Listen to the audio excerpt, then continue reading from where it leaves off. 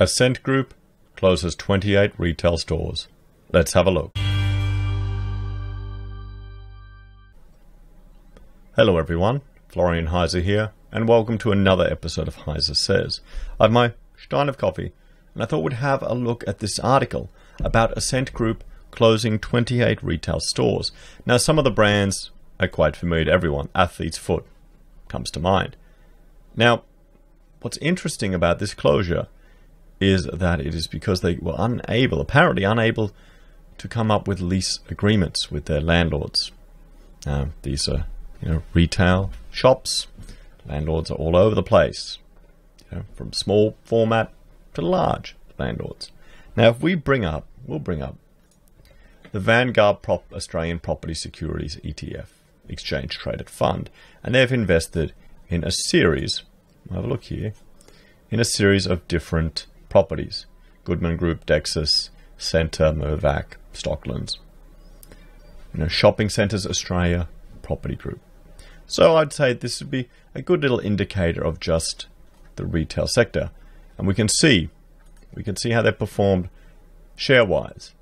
In the peak, they were at $97.98 per unit of this trust. It went down to, $50? Nearly half in the crash, and is slowly struggling to get back up there. Well, because we're hearing time and time again. This year, the beginning of the year started with retail recession episodes nearly every day about another business going under, another retail going under. And they were only the big names. It wasn't the small little mum and dad ones that have to do mountains of paperwork, put their firstborn and their home on the line just to get a little spot inside a Westfield. You don't hear about those. So, if they're not coming to the table to negotiate lease terms, what's going to happen to the valuation of those companies? If they start getting increased vacancy rates, we'll have to see. Ascent Group, based on this news, so we'll jump back again. They've gone up slightly. Down from, whoa, 50 cents? Let's see, yes, 56 cents up. They were at over $2 at one stage, just at the peak. So they've gone up 16%. There you go. So let's have a look, guys. Let's have a look at this. Ascent Group's chief executive says there's been a seismic and most likely enduring shift towards online shopping during the illness lockdown, and the company is trying to capitalize on the trend.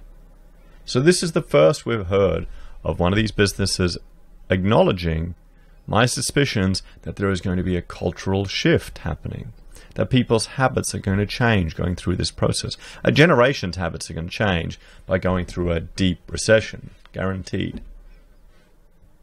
I'm concerned Australia's going to lurch very far left. I'm concerned that state intervention and socialist anti-competitive policies are going to be implemented. That's my greatest worry coming out of all of this. Right? Because people don't understand the implications of what they're asking for. But you can see here they're preparing for this. So are they just getting rid of loss-making properties or dead properties and trying to prepare for online?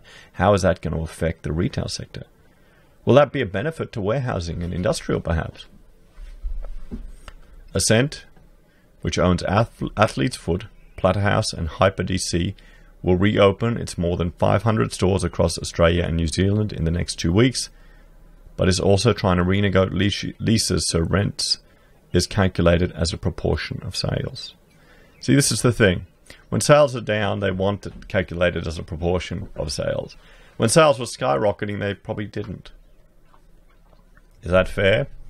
Have your cake and eat it too?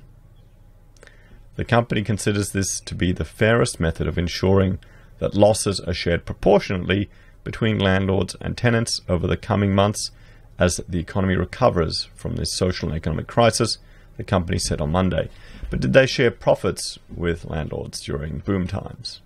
I mean, sure, I know you have to give a portion of your revenue as part of your lease deal. Usually you have to. Maybe they've secured a better deal.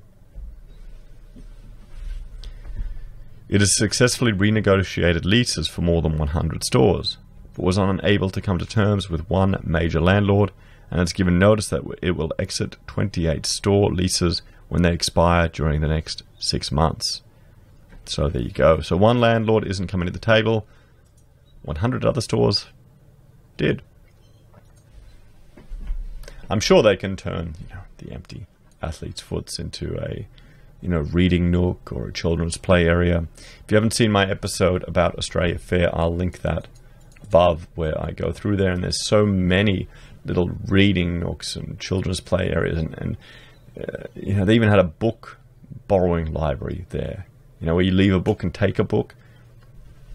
It was nuts. It was all to hide all the empty shops they had there.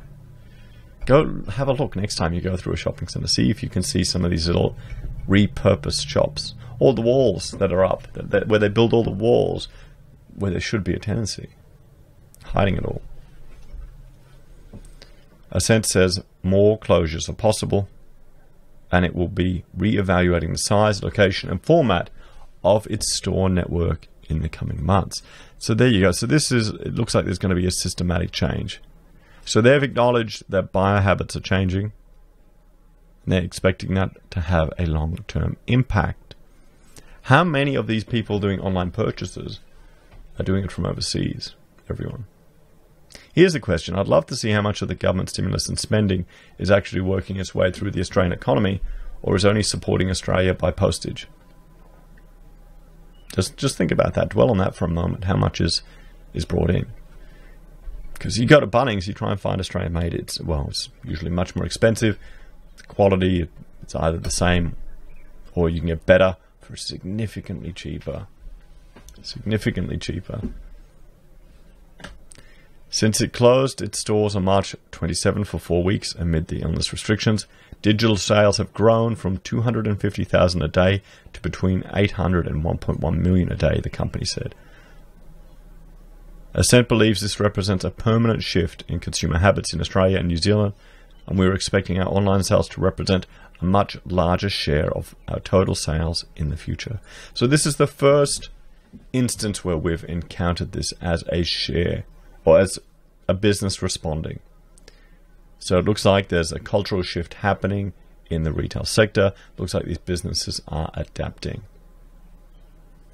So this is interesting. Their online sales have nearly increased fourfold. $1 million a day. How much would you bring in a shop like this? Would one of those shops bring in $1 million a day? How many staff would you need? You've got power costs. You've got dealing with the landlord. You have to be open at all the times, so they dictate that you're open. Whereas you can have an online presence, less staff, you have logistics.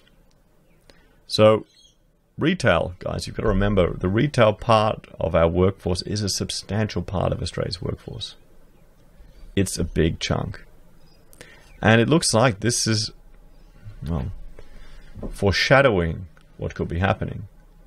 So we'll have to keep an eye on the unemployment figures, guys.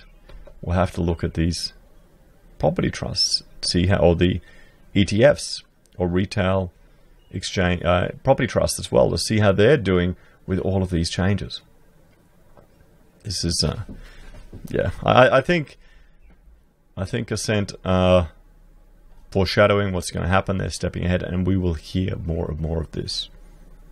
What do you reckon, guys? Do you think this is an example of a cultural shift happening here in Australia? Do you think we will just bounce back automatically? Or as more and more people get confident and used to shopping online and getting things delivered, that they'll do it? I mean, let me know in the comments, have you done more online shopping? Even I've ordered stuff. Rachel, all the baby stuff she's ordered online, it's gotten delivered.